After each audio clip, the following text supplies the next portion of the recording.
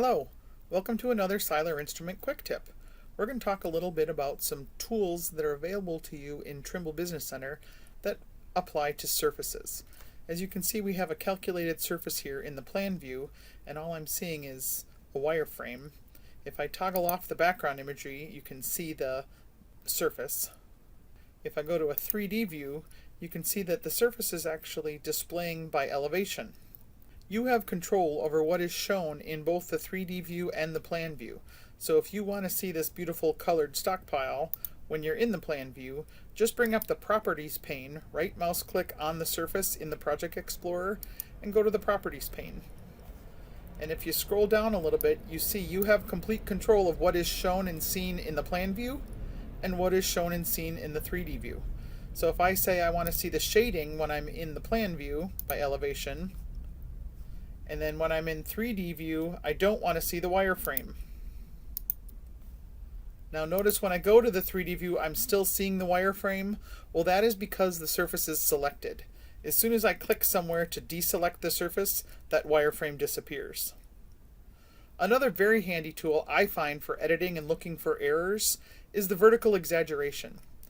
In Trimble Business Center 5.1, a lot of commands were moved around. If you have trouble finding the command you're looking for, but you know the command, you can use what's called the command pane. Just tap the F12 key and it's going to bring up the command pane.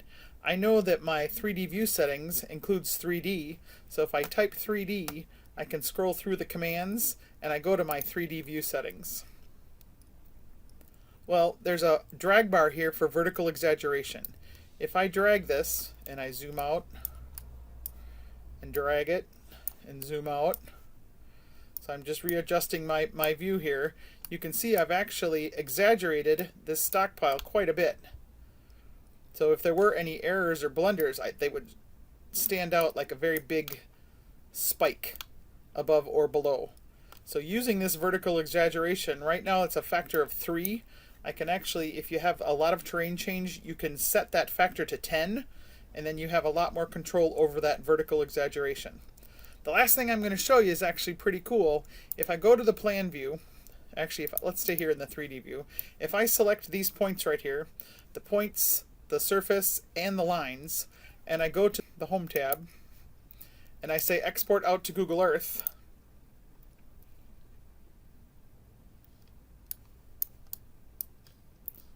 what we're going to get is the lines and the points. Well, what if I want to show the customer this surface in Google? That's pretty easy to do. I'm going to close Google, discard. Let's say we want to export this surface out so someone who doesn't have Trimble Business Center can see what we've collected. Under the CAD tab, you're going to use the Capture Image command. And then right up here you've got there's a dashed line box, so I can create a plot box.